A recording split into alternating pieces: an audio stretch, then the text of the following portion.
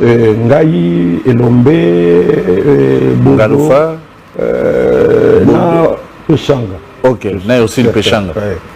Vous connaissez le roi 4. Oui. Et à l'issue de cela, le président de la République a dit, mais président Massouma, vous avez parlé peu, mais bien. Nous on a dit, oh, peu, mais bien, pourquoi?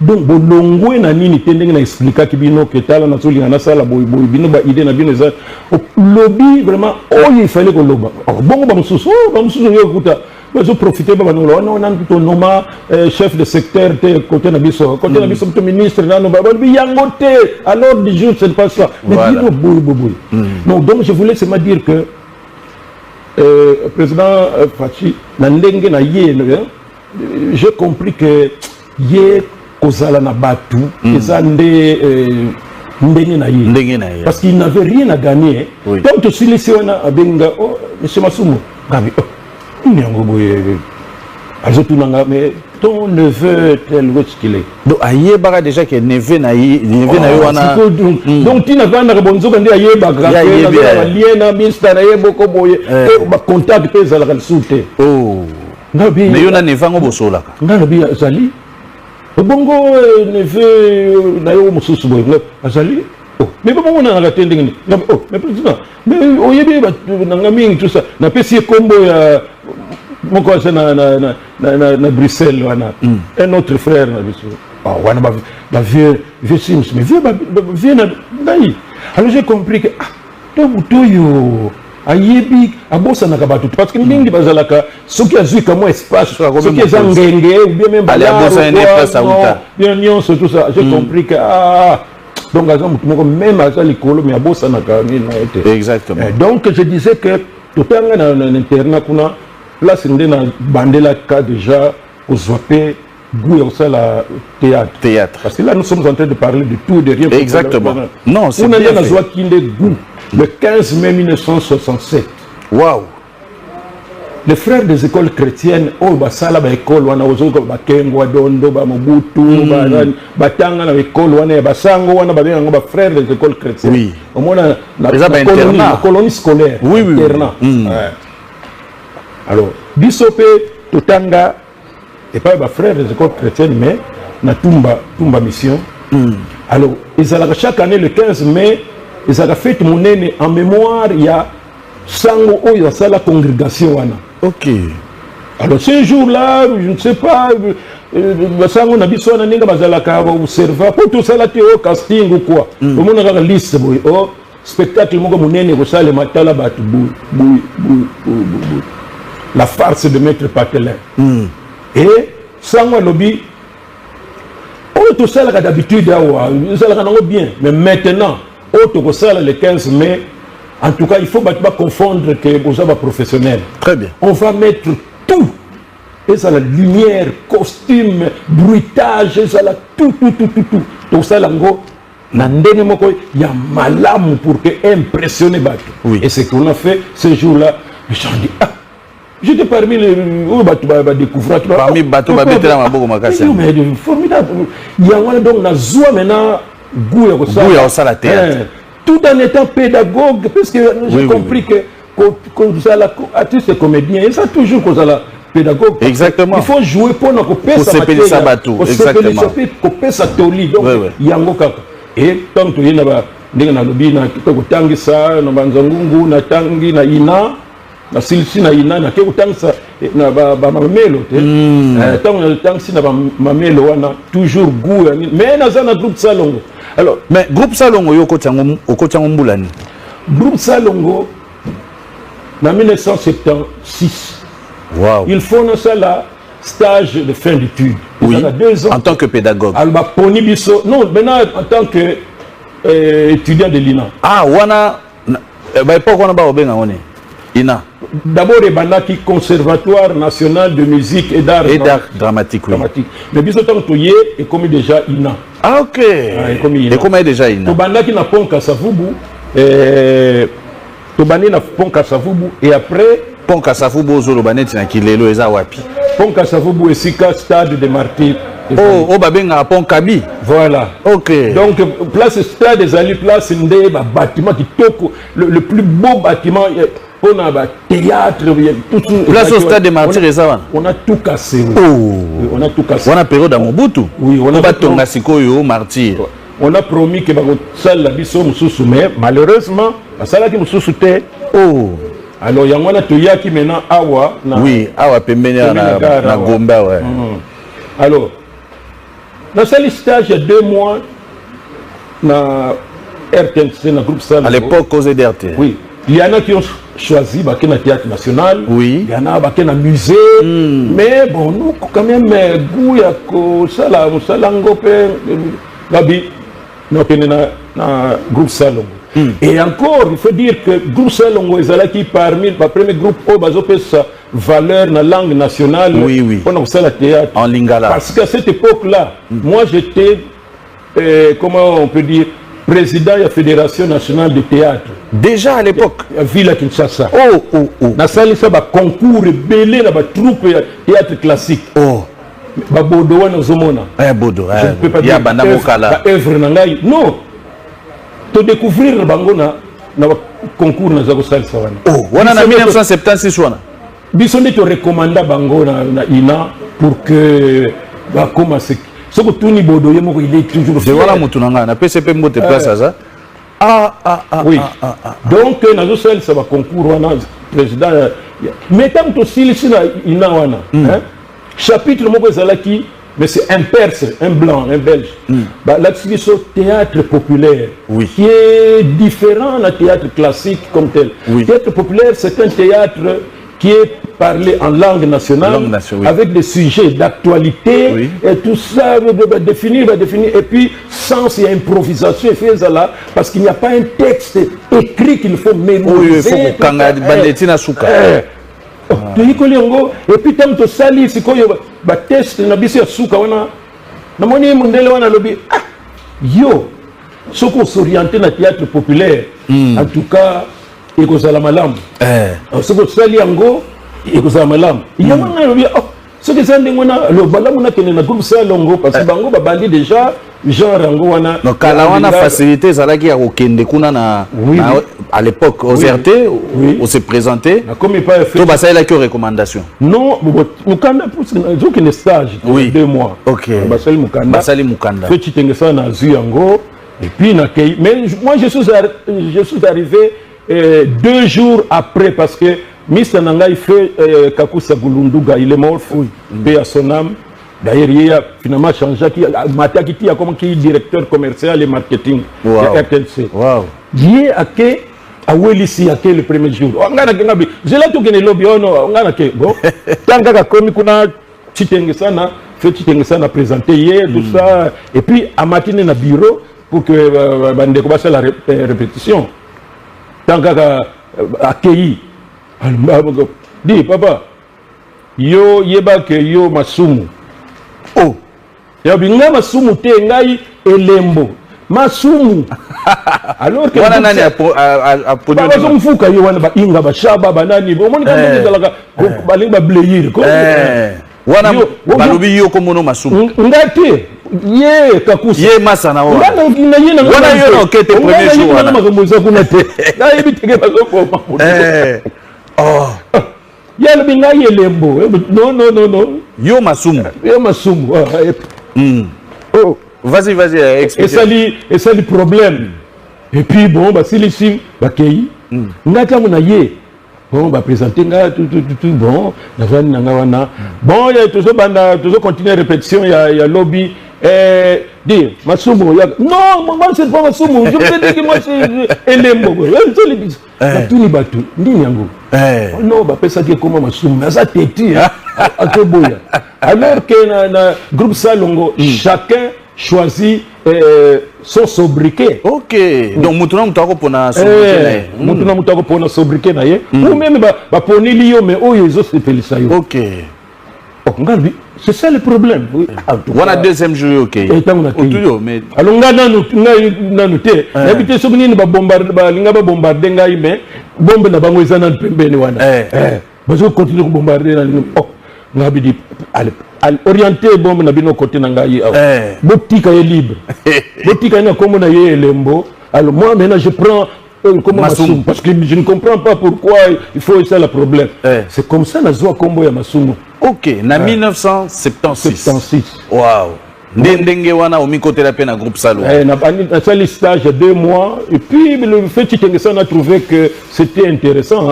À tout ninga mais tout le monde dit que c'est bon. Est-ce que tu ne peux pas kolinga otikala awa on va t'engager oh, bon, il n'y a pas de problème. C'est que vous en avez un âge, tu es encore jeune. 27 ans. Oh, mais vous allez déjà bien. Donc à 27 ans, 27 ans. On veut t'engager directement. Papa, non pas seulement qu'on engage. Foot un peu bien. Nous avons gagné. D'abord, je suis étudiant, nous avons ça. Parce qu'après stage, il faut se gâter. Parce qu'on a encore 3 mois. Il y a ça là. Alors moi j'étais engagé 3 mois avant la Silsa. Tant qu'on a déjà engagé, tout ça, c'était très bon. Voilà. Et quand j'ai terminé, donc aux autres ça, aux autres jouer Pekotoyo na groupe Salon. En même temps, inspiration il y a ça l'orchestre Voza na Katia RTNC. C'est-à-dire que tant qu'on a la chaîne de télévision, on a RBF, orchestre RBF. Il y a télévision belge. Il y a belge, oui. Mais orchestre rango est interprété par Banzembo, il y a invité na bango. C'est comme variété samedi soir, mais bah invité. Musicien Moko. Alors c'est l'orchestre de la télévision. L'orchestre de la télévision. Oui. Avant de ce qu'on total. Oui. Yozu c'est quoi idée wana. Alors là MC bango kuna ba directeur, il est bien tout. Dimanche na leki na mission Lukezo Lanti. Lukezo kutazo seka. Voilà déjà. Et si comme on a PC Bandigo ya, on a Bandigo joué déjà. Oui, voilà. Groupe PC Salemi. Oui. Parce que j'ai fait un effort pour m'imposer dans le Congo. Malheureusement, je n'ai pas été soutenu par la maison, la RTNC. Même Bango Moko, parce que la première équipe, vous avez connu le feu. Le guitariste, il était directeur na RTNC, Andy, voilà, Andy. Un bon interprète, guitariste, tout ça qui na Manda chante, pardon, pas Manda chante, Manda Cheboa, qui est DG à Sisiba, chanteur nanga ténor. Donc, Rangonio se mais j'ai constaté que bazo pesa ngo importance mingi te ba répétition bazo sala kwa balingi j'ai récupéré mon idée. Maintenant au lieu que l'orchestre de la voix d'Isaïe toujours au vos amener comme les ondes vocales au zénith africain, mais c'est toujours au vana bazo sala ne ko négligé. J'ai récupéré l'idée. Maintenant na salle vraiment orchestre comme tel. Toujours bête na ba mariage, toujours bête na ba cérémonie. Wana yongo ozoyeba.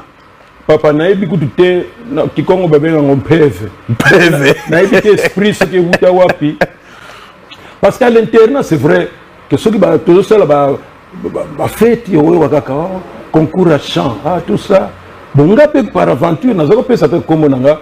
Et je me rappelle que Maramoko na pesa combo et puis na yembi et comme membre jury au PC combo pour oyemba pour na yemba dis-moi Mallory la chanson que tu m'as chantée, la chanson de l'été dans le bleu du ciel irlandais, tu n'avais que 16 ans, moi j'étais encore un enfant. Et la nuit qui venait, alors on a la salle de fête, le premier, notre ambassadeur. Alors donc c'est comme comment on peut faire un PV, na on est là en PV. Na bandi ko recruter le Fombo, Nguma Lokito, le grand bâtisse, Nguma Lokito. Papa, tout le bango, Nguma Tisi quoi, tout na pèse, tout le orchestre Mokoninga, et ça dans le congélateur, on va voir. Ce que Tuni le Fombo, ce que j'ai un témoignage au Akobo Sanate, c'est son passage na Ovoza.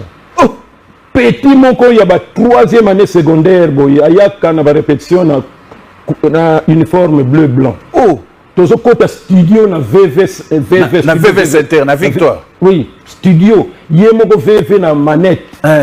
tant que aussi ça le mais orchestre bien bobetaka vraiment bien la fausse note exacte par rapport même la basse oh tout le monde a regardé ba pro surtout petit wana bassiste wana asana doité moko à cause la terrible wana le fombo oui na tant que aussi singa dit tozo benge godesi nani est déjà lobby que donc bomba yango tu seras un très grand parce que ndenge des gens sont bêtes exact kitoko maintenant il comme un problème à kotia combo maintenant confirmé Ficaré, le soliste actuel, il y a... Maître Ficaré. Maître Ficaré. OJB. Un garçon très discipliné, a eu diplôme dans ma boque.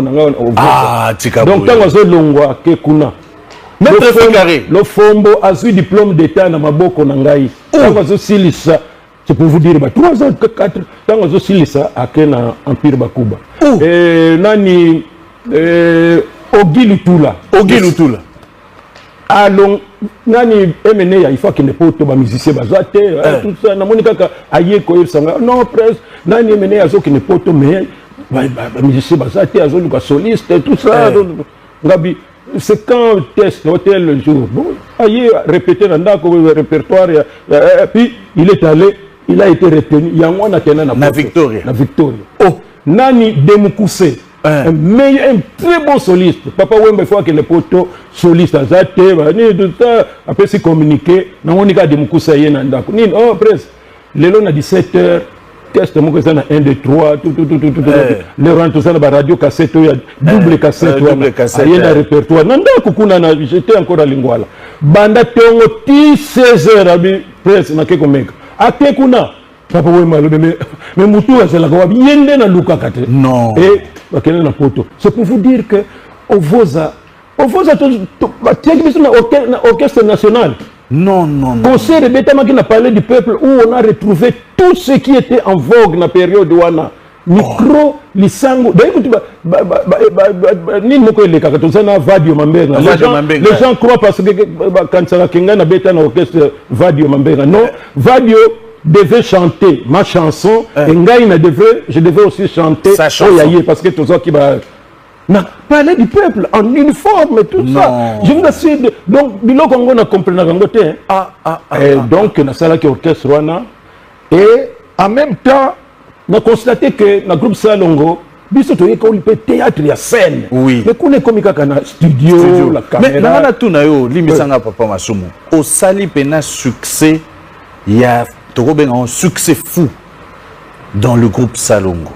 Kale alaki soko moni mutu ya groupe Salongo boko kanga ba photo donc ba souvenir banini tout ça. Mais exactement ezaki période nyo yo moko peno sentiment ascension oyo ndeto benga ngo apogée na vie na yo ezaki bon il faut dire que ezaki un peu parce que dès qu'on a passé qui pour la première fois na commis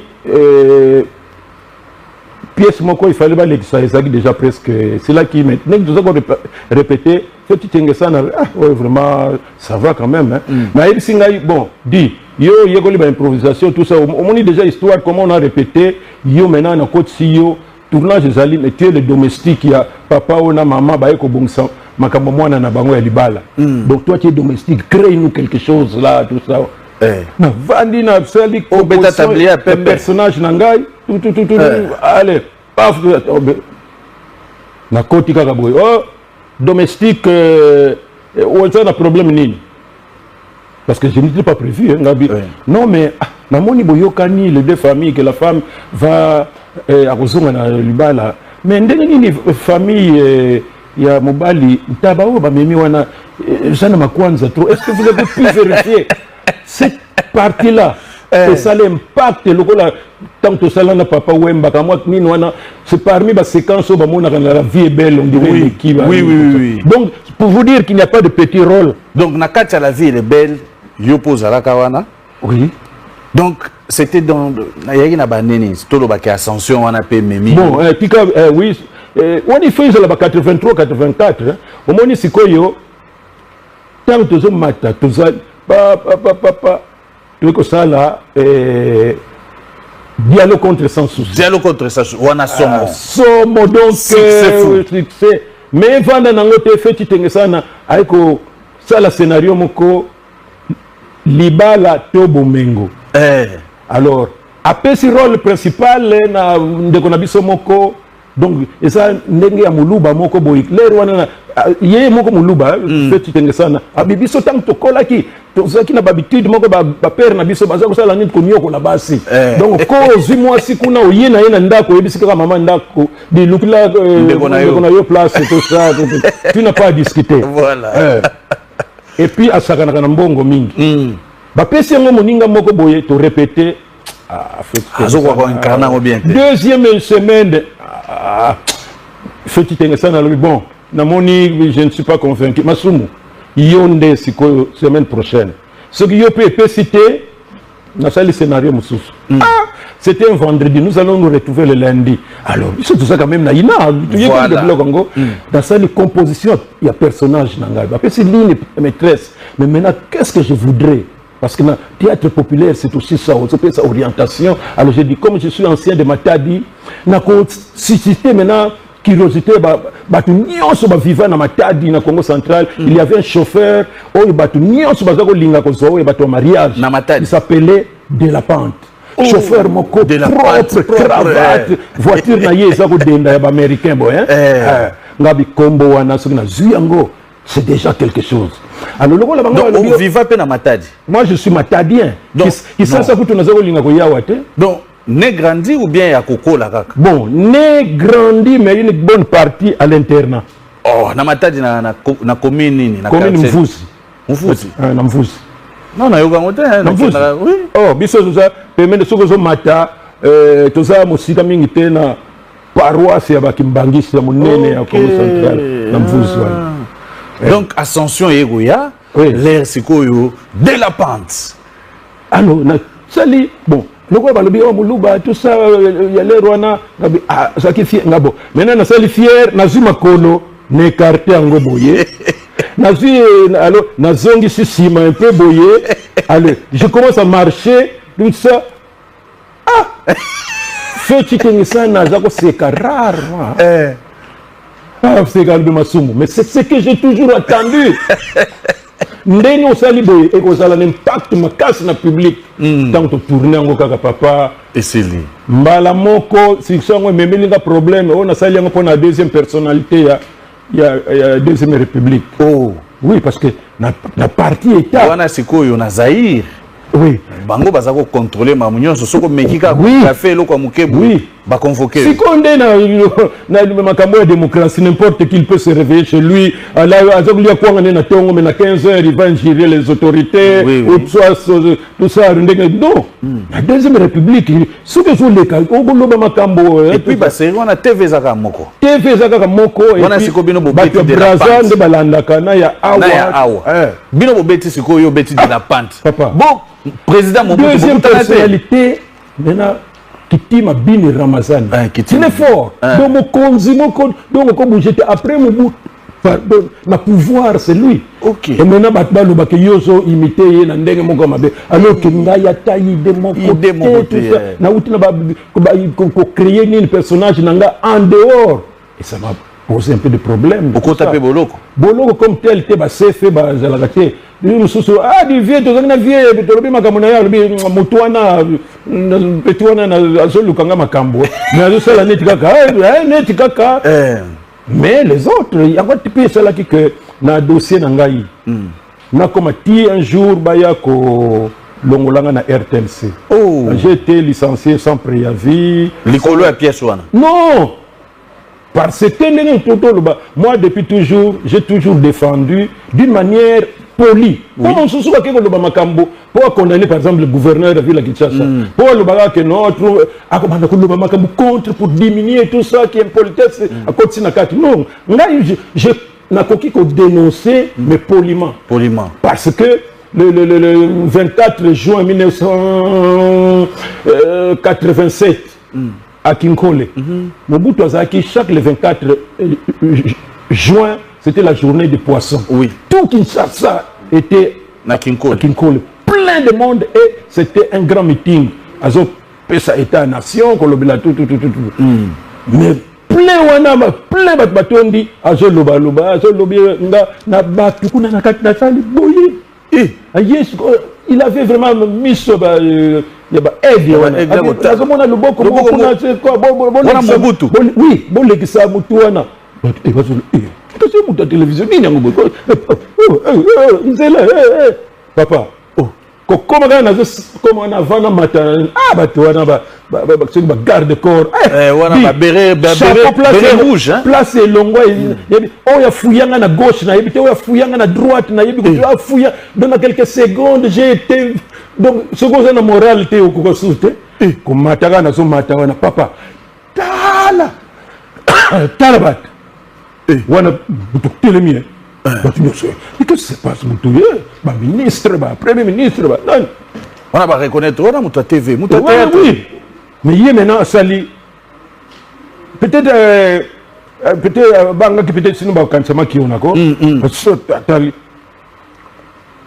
na bandi non président nga na yaka chaque fois bamitinge yaka yoka sikoyo remarque nanga poli ce que les autres bato sikoyo bazoyeba te on dirait balinga bakanga bango pour que baloba soki ndenge nini yo nga nazosala remarque na président république en direct à radio télévision à l'époque Mobutu très fort yo koloba nini président nga nasistaka na bamitingi nyonso awa mais je constate que makambo lobaka ozo revenir nango cela veut dire que mibeko bozwaka eza ya bien pour makambo wana ti sikoyo so nakuti mokonzi tout ça nalobolaka yango toujours décision ya bien ezwamaka mais suivi ezalaka te donc soki ozomona ozo revenir boye année passée babiloko boye ozozongela badécision ya bien mais wana yozoloba na Mobutu toza kotelema ye aza kotelema awa ngai ya kotelema awa bamikro batieli biso na basoda pembeni basoda batele bato nyonso oyebi ntango nasilisi atali ngai yoka réponse na yo nayoki yo mbuta mutu c'est la phrase qu'il a prononcée aloba mingi te nayoki yo mbuta mutu bokokita kaka nazokita masumo vraiment yo osali baremarque vraiment boye tosanga mais biloko nalobi eza bien mpo na mboka et puis il n'y a pas eu d'injure ou quoi na diminuer tout ça na vie na okutana pe na Mobutu ka mbala moko wana esili na okutana pe na mbala misusu non parce que j'ai même été décoré nga naza chevalier de l'ordre national de Léopard très bien po komikitisa eleka ngai po soki bolingi bosambisa ngai naza na bajuridiction oyo bokoki kokende na ngai te ifo likolo oui. Je suis chevalier de l'ordre national du Léopard. Bien décoré. Décoré dans le bonne année nini? 1980, il faut dire 87. N'habité sur bio, tu vois déjà c'est Nabotami. Heureusement. Alors, Omoni, donc, on a même mifiti. Bazo comptabiliser, mais yépé, pourquoi qu'on le baboye? Parce qu'il y en a qui n'aiment pas quelqu'un qui contribue positivement, poliment. Tant que consultation populaire, on dit en 90, président de la République, ayoki ke non, dès que la constitution, tout ça, non, na kene na province, na kene yoka version nini vraiment bazolinga, bazolo démocratie, on ne comprend pas. À kene na province, nyoso, maintenant Kinshasa. Comme toujours, j'étais le représentant des artistes d'une manière générale, mais artistes comédiens. Oui. Retenu parmi les 33 intervenants, parce que mes médecins, Bazali, Banini, tous ces artistes, moi, je suis là. Papa, tout Banini, à 10 heures, tant que commune à 13 heures, on constate que presque tout le monde commence à dire la même chose. Okay. Protocole à l'objet, non, tout tiki, parce que. On a dit, oh, non, moi je veux dire mieux, enfin, pas mieux, mais plus que bateau. Parce qu'on donnait.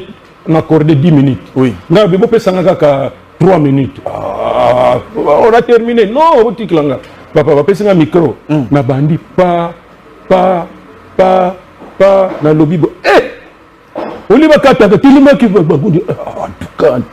Papa, quand j'ai terminé, nous t'allions au lobby sangate, parce que bazol mon anga suspect.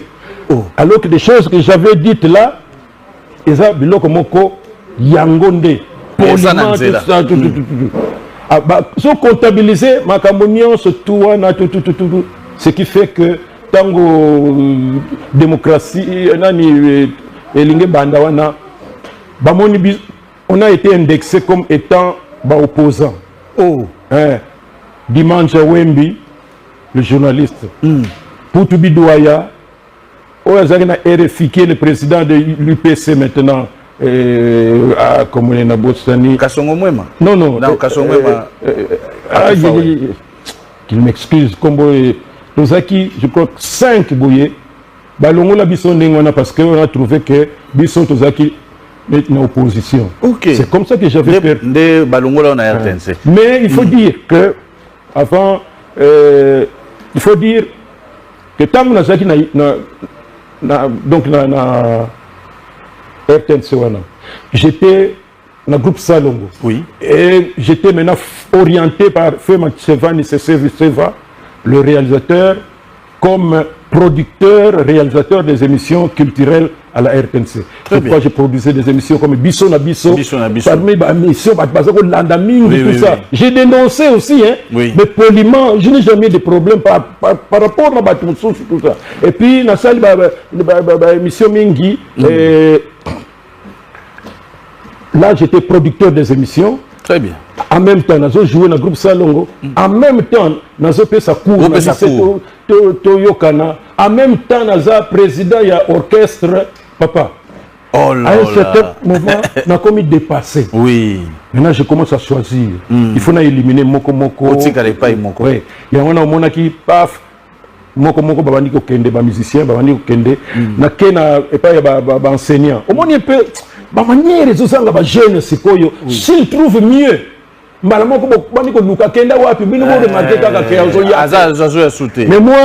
quand j'ai trouvé que moi, c'est déjà sauté, alors que j'étais bien coté.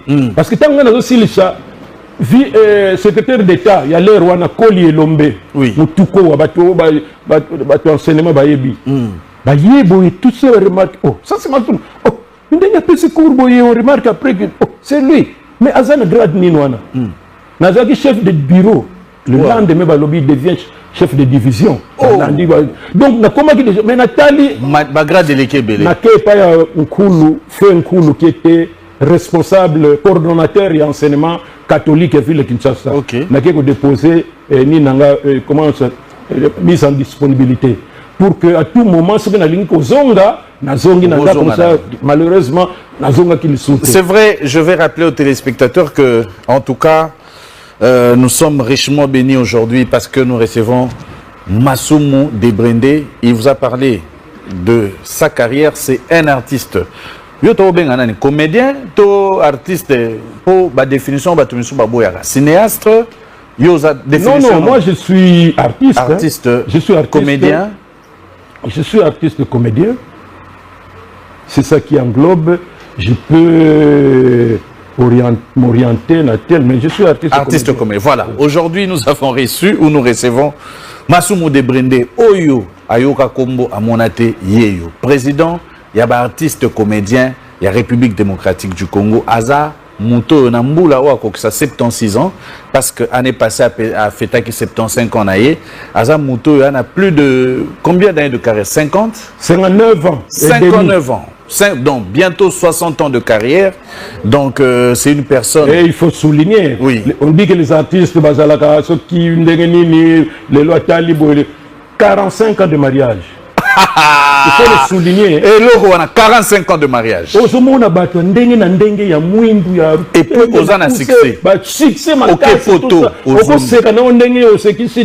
Mais le 8 décembre 1980, j'avais décidé que tout cas, monde yo bana ba roi ba président ya ba PDG ya banani bakoza na mbongo bazali mengana ponika ka oyo 45 ans. Et ça fait que le lobo boyani zonga epai na bango 3 ans tout ça ko zonga 45 ans à Tilelo. Félicitations. Comme j'ai dit, c'est le mois dédié à la femme. Je suis accompagné de Prisk Ankoy qui va commencer aussi à poser sa première question. Voilà, allez-y. Merci, Président. Bonjour, Masumu Debrende. Bonjour, maman. Bonne fête. Merci beaucoup. Je me présente, moi c'est Prisk Ankoy Nzao, la canne à sucre de la presse. Avant de commencer, Naina Pesso, d'abord beaucoup de félicitations. Bravo à vous. En tout cas, un très long parcours. bravo parce que ça va te béler banda PTV comme on bien na star na artiste mais ta cheville ya marambo à salité Massoum de Brendé lelo occupe cette différence il y a artiste oyo babimi 30 ans après ça na bino parce que total parcours na ozaki même quand je parle des artistes na sangi si na musicien na comédien parce que na parcours na yo o le cas qui il y a encadré ba onyonso na ba musicien na ba artiste comédien mais là la différence il y a 30 ans après bino. Bon, il faut dire que beaucoup de choses vont changer. Même sur Otali, ils ont le monde de la musique, monde de Nabiso. Souci, il y a Kosala Moussala pour un but bien déterminé. Ezalaki. C'est-à-dire que si on vend souci na yo ezali, est-ce que œuvre nazo sala et qu'on scandaliser? Est-ce que ça va redresser le mœurs tout en offrant des loisirs sains? Est-ce que bana bakobe bate na oyo parce que moi-même j'ai des enfants, nazana ba bokilo, nazana ba parents, oyo phrase oyo, sona lobi yango. Est-ce que nazo lobi yango pona batu mususu bien même batu nanga pe bakoki koyoka ngo. Donc yo moko zo sala déjà censure ya yo moko tout. Et les Rwanda pe tozaki na commission de censure o ezalaki que avant bosala eloko il faut ba texte wana ba mona yango même ceux qui bo sali enregistrement ba lo bana bino mo wana en tout cas on regrette on vous avait dit que avant bon enregistrer boya ko yok sabiso tout ce que vous allez dire là-bas mo wana et que ça impact mo comme be bo na recommencer tout ça et puis les gens respectaient mais c'est quoi démocratie même l'état lobby na ye oh boye kobanga na yo te ba interdire les lobby et ozonga nango mais pas c'est ça la différence en tout cas nini parti état pour ngai na ba mboka o Afrique pour ça la redresser il faut quand même ordre moko bo très bien alors on se na silicité alors 30 ans wana sikoyo biso tant tout ça là tozoyeba un peu que ça là quand même un peu différence na vie privée voilà na vie professionnelle voilà sikoyo même biso na monde na biso uya na bamatanga uya mental soka niti matanga esika ezaya batu basoko regretter batu basoko kanisa muta oui mais mususu il veut jouer son jeu maintenant alors il y a soit est-ce que batu bakomi déjà alors comme ça quand il arrive on dit il y a peine ndenge moko ko bata que les gens se demandent oh est-ce que c'est lui est-ce que c'est pas lui enfin non il se gêne pas on a biloko biso quand même bato comme logique tant que tala mutu ndenge wana zolo albado bani ko tala un peu auti wapi mo pour comme boye qu'est-ce qu'il a été avant parce qu'il y a des artistes qui sont arrivés par effraction na vie na ye andimaka teka koki pe ko yebana net biso na monde na biso je crois même chez les musiciens pe au moins accompagner ka musicien moko boye ou net plutôt soya biso accompagner ka artiste comédien moko boye et jour à tournage mais si quand on tourner mais si quand on vend aux mela il faut mutu moko vendre wana nit figurant pour que ça quand même bien il y a ça la net ka zo tanga bino bo sola et puis ça papa tango le di nani yaka ngai yaka ko lo côté papa tango faut le kaka tango ko le ka lobby Yandre to mona ki yo Yandre to mona ki yo ya pour ne mais mais là il fait demander à l'ami dit misa dit peut ça le souvenir mutondeni wana qui n'a jamais eu l'idée, a une vision de mon côté, et puis formation. Parce que formation, on a toujours dit même biso. Si tu n'as pas eu l'occasion d'aller à l'INA, parce que l'INA forme les gradués, licenciés, il y a même des docteurs en sciences théâtrales, n'est pas professeur Yoka. Mais ce qu'on a eu l'occasion, il y a une expérience. Très bien, président Massoumou. Rapidement, c'est vrai que émission donc Massolo a danger l'équipe Mingi. Merci, je suis Cédric Mbenza. Rapidement. Jack, merci président Willy Kayembe, merci Prisca Nkoyi et papa Massoumou Mbotenayo. Mbote papa. Et puis félicitations na parcours na Mobimba. Nous avons pour nous assister, mais félicitations na parcours na aux ata héros na monde na bino ya comédie. Président Massoumou, pour la nuit, au lieu de pouvoir te. Ce qu'on a dit dans la politique, nous avons tout le monde. Voilà, tout justement, Yangwana, se dit que il faut qu'on y ait, qu'est-ce qu'on fait du pouvoir? Le pouvoir, quand j'ai été kaka, et puis, nous sommes allés pour une certaine stabilité. Il faut Moutavanda qu'il maîtrise à maîtriser. Et il peut, ce qui, dans l'intérêt, ce que vous avez satisfait, vous allez changer. Parce que vous avez un objectif, alors que vous avez un objectif qui m'a cambré tambola. Mais je viens de faire 25 ans. 25 ans, tu as eu une association.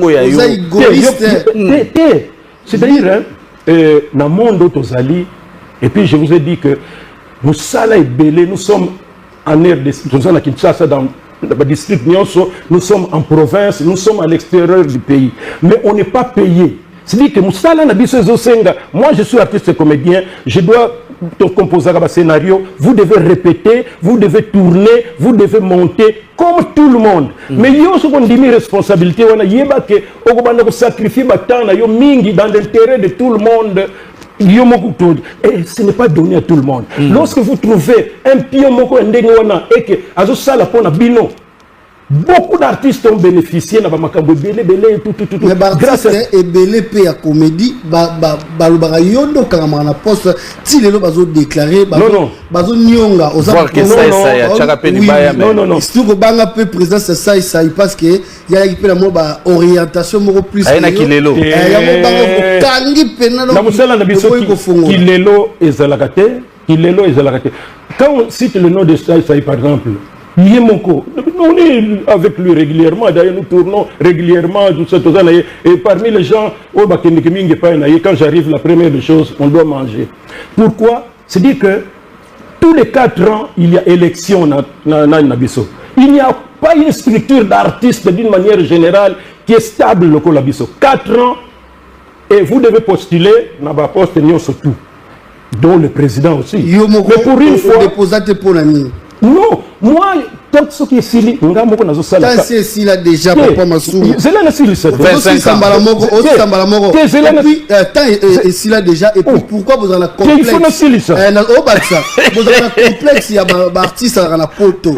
Si vous se réserver, vous êtes très calme, sérieux. Pour que vous déjà évolué, mais l'artiste qui a vous avez un complexe. Souvent, il y a poto, vous avez même un problème. Rien du tout. Oui. Moi, je pars régulièrement à Poto, na mona Bango. Différence que Zali parce que bazana Poto. Et ça, le col abisso, tous un artiste bazana Matadi. Donc, on a Matadi na abisso. Différence Zali parce que moi, je suis de la capitale. Mais ma réalité na abisso est Zali. Alors, je voulais dire problème. Il y a ça, je termine par là. Alors, chaque fois que tu as maintenant élection, au moins on a poste de présidence, ça vous demande beaucoup de sacrifices. On a tiki nangai. Au moins on va voter, mais il n'y a pas de candidat.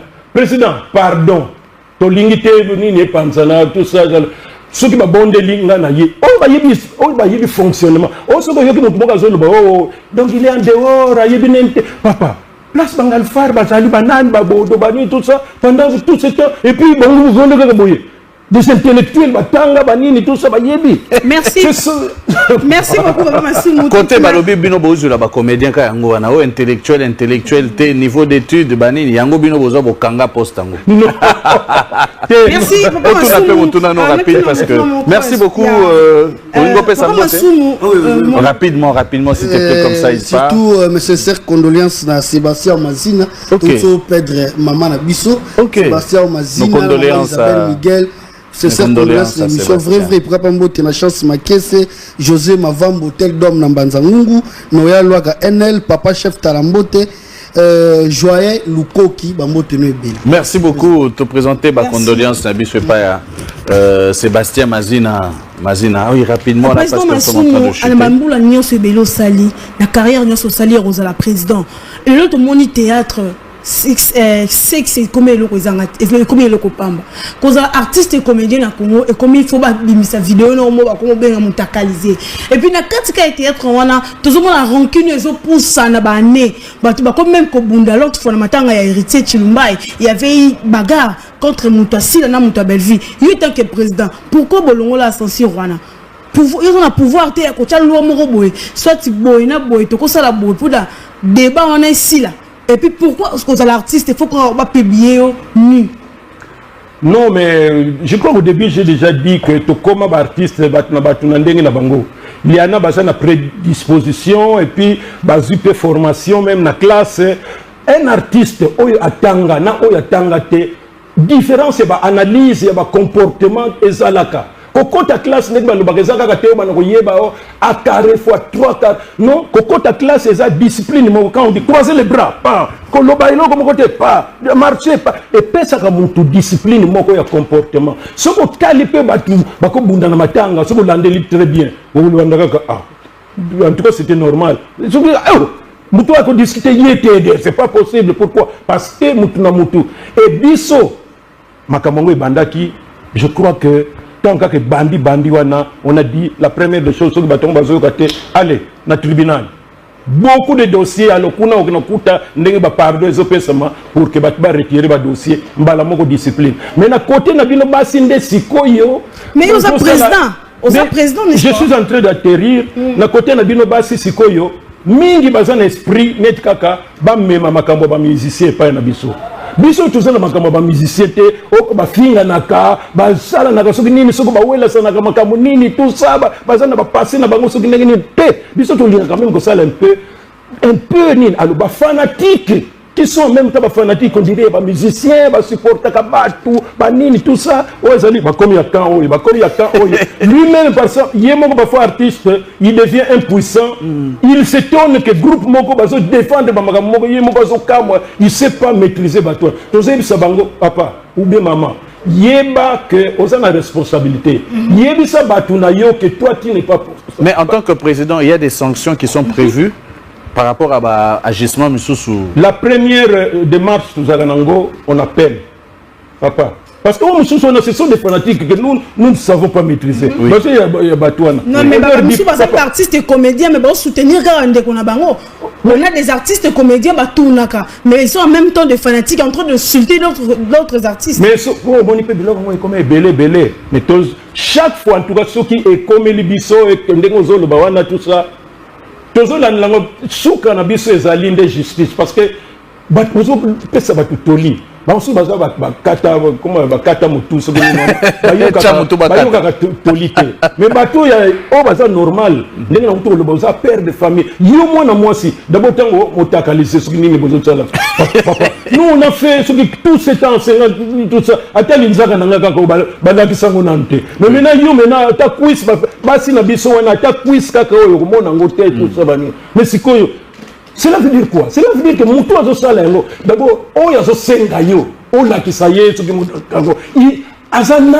il a quel niveau? Il a quel objectif pour que yo maintenant, au côté na niveau, on se pose au cas de tu ne peux pas dire, oh chérie, mais tu viendras juillet, qu'est-ce que tu vas en faire? Pendant que toi-même tu sais que un jour ça peut te coûter cher. Mais aux autres donc vous avez sensationnel négatif et nous on ne peut que regretter cela parce que et ce que nous encourageons D'accord, nous sommes vraiment arrivés à la fin. Nous sommes en train de saluer Jean-Didier Mokili, Mokonzia Tchangou, Maître Magloire Bongi le minier, Douma Sango le minier de la part de Jimmy Sita et le pétrolier Hugues Boulamoko Nancy Isipa, maman sociale. Je profite pour remercier encore une fois de plus celui qu'on appelle Mont Sinaï, Sylvain Kitemoko à partir de Kimpese, je te salue. Merci encore une fois de plus à Maître Didier Monangui, le fils de mon père, Docteur Patrick Kapassi, Docteur Emery Niati, je vous salue, vous êtes très nombreux et je salue toutes ces personnes qui nous suivent toujours. Rapidement, un mot de la fin, parce que tu as Papa Masoumonde à conclure pour tout ce qui s'est mission. Merci beaucoup, mon frère. Milia ou le Bézam, toi, on a choisi faute de temps. On a profité de Sakara. Merci. On a dédicace à notre gouverneur de la ville, Monsieur Grasse Bilolo. Je vous salue.